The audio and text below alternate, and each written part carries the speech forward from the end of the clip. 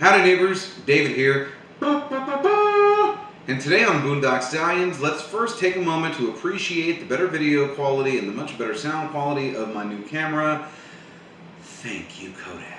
Anywho, so today on Boondock Stallions, I would like to talk about Doctor Who. In particular, I would like to talk about the Ruth Doctor and the Timeless Child and how that fits into the whole Doctor Who timeline. I know a lot of people aren't really big fans of the Ruth Doctor or even Jodie Whittaker for some crazy reason, because she's an amazing actress. Y'all need to remove the sticks and just enjoy the show for being what it is. It's Doctor Who. It's Doctor Who. And it's good. Except for that whole Praxeus and Orphan 55 thing. But anywho,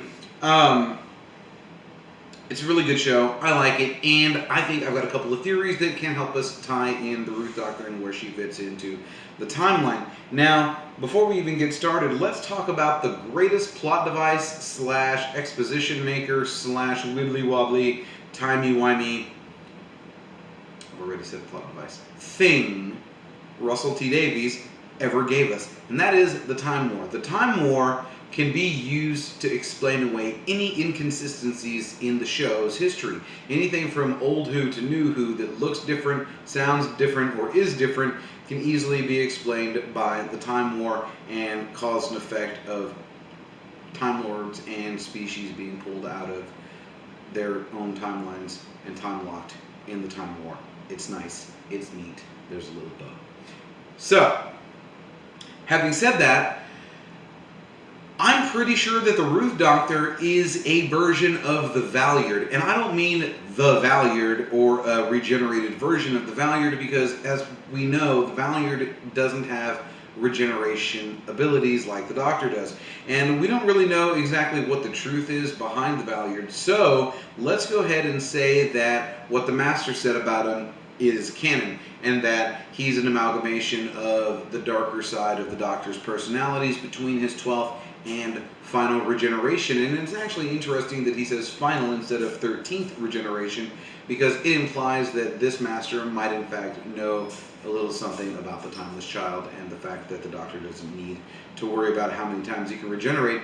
The fact that they even had Matt Smith worry about not being able to regenerate in the time of the Doctor and had the Time Lords allegedly give him new regenerations could have just been a farce, because the Doctor was going to regenerate anyways. He just didn't know. And so I think that could have all just been smoke and mirrors to explain away some inconsistencies in the timeline. But when I say that the Ruth Doctor could be a version of the Doctor, I mean, okay, so I know that Newton's third law of motion doesn't really apply here, but let's apply it just for the sake of it's Doctor Who, and they tend to go all wonky with the rules. And so Newton's third law of motion states that for every action there is an equal and opposite reaction. So if the Valyard is an amalgamation of the Doctor's darker sides of his personality between his 12th and final incarnations and is portrayed by a white male, and you needed an exact polar opposite of that, an amalgamation of the good sides of the Doctor between their 12th and final incarnations, you might want to cast a black female to visually show the opposites in the characters. And that wouldn't really be a bad idea, because we know that there can be many different versions of things. I mean, technically, just a little, the Dream Lord is kind of another version of the Valyard on a different side of the spectrum or coin or whatever. Anyways, so that's theory number one, that the Ruth Doctor is an amalgamation of the good side of the Doctor's personalities between the 12th and final incarnation slash Valyard. My second theory is that she's something of a time remnant. And when I say a time remnant, she is there, like, you know how in Terminator Dark Fate, and I know everybody hated Terminator Dark Fate, but it was a great movie. Give it a chance, because in all the Terminator movies, John talks about how there is no fate but what we make, and then in Terminator 2, he destroys Skynet, and the person most responsible for creating Skynet dies in the process, thus deleting the future where you need John Connor to be a savior. He's basically created a whole new future, just like he said, one in which they don't need him to be a savior, which is why Dark Fate, being what it is, kills him off at the very beginning of the movie. And I'm so sorry if I spoiled that for you, but you should have gone and seen it because it was great. It also proved that Linda Hamilton was the heart and soul of the Terminator movie, and I know I've just got off topic with Terminator because I got excited. I'm sorry. Ruth Doctor. So the timeline. So basically, while John was dead, while Skynet was destroyed, it had already, I say she because for some reason I picture Skynet being a female, I don't know why, but Skynet sent back Terminators, and even though that future no longer exists, the Terminators were technically already there and part of a deleted timeline, and were still programmed to kill John, which is where that Terminator story goes in Terminator Dark Fate, and I did it again, but it was to make my point that the Ruth Doctor could have been a version of the Doctor in a universe where the Time War didn't happen, and one of the regenerations that we know of from the Prime Timeline, and I'm calling it the Prime Timeline, didn't need to be the second Doctor, or the third Doctor, or the fourth Doctor, or so on, and the Ruth Doctor would have been the next logical step, and based on the inside of her TARDIS and her lack of a sonic screwdriver, it seems that maybe there was something that happened in the William Hartnell era that could have caused that Doctor to regenerate at a different time, and the regeneration would have resulted in the Ruth Doctor, because you don't really know what the Doctor would have regenerated into in a completely parallel timeline. So, Time Remnant is another theory I had. But the hole in both of my theories, because there's a giant gaping stargate of a hole in both of my theories, and that is Gat. Gat is a Time Lord.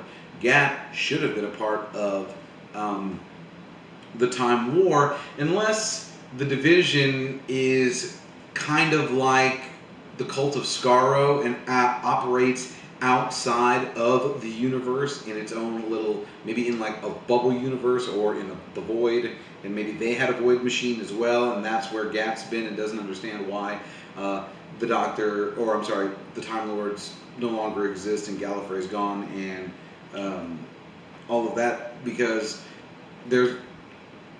that is a big issue with both of my theories. However, if you're familiar with the YouTuber The Confused Adipose, he has a great theory on who the Doctor is, thinking that they're in a parallel universe. Sorry, I mumbled there for a second.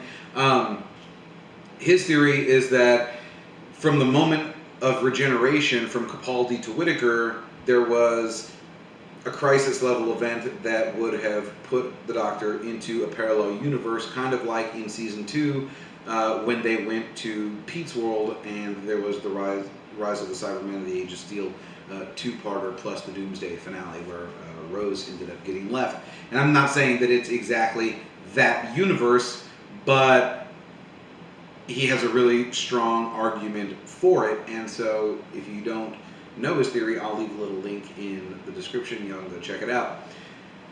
But anyways, that's my theory, Stallions. Let's see, what am I working on right now? I've got a Pirates of the Caribbean video coming up because Captain Jack Sparrow has a sibling. I found him, and you'll be super surprised who it is. It's not Orlando Bloom, if you're thinking it's Orlando Bloom. I'll squash that right now. It's not. And no, it's not Barbossa. You'll never see it coming. It's awesome. But I'm working on that video, and now that I've got the new camera, I'm finally finishing my Child's Play review of the first movie, plus a breakdown of the entire series and why it's the most superior horror series in the genre, even though me and Jason are besties here. And so I'm also working on Oh no, those were it. I've reached the end of my video, Stallions. Yay! Oh! Muppets. I've got a Muppets video that I'm working on because I love the Muppets. I grew up with the Muppets, and I can't say Muppets enough. Muppets. And after the Muppets video, we are also going to start 10 weeks of Star Wars. When I say 10 weeks of Star Wars, we are going to be doing some in-depth stuff. The reason I've been waiting to do Star Wars on my channel is because I needed a new camera, I needed better sound equipment. I've got it, and I've got more stuff coming in and software for editing on my laptop, so I'm going to be producing better quality videos, and I really wanted it for Star Wars because I'm going to break down each movie 1 week at a time, one movie at a time, from 1 to 9 with side notes, subplots, theories, and a culmination of how the sequel trilogy, I know I shouldn't say should have ended because it's my own theory and it's personal to me, but I also know two other ways that the sequel trilogy could have gone that would have been superior, because I love The Force Awakens, I love The Last Jedi, and I'll explain more on that because I know there's a lot of divided fans on The Last Jedi, but stay with me, hear me out, and if you don't like what I have to say, just like and subscribe, and we'll work on for the next video. Until then, Stallions, be excellent to each other and party on, dudes.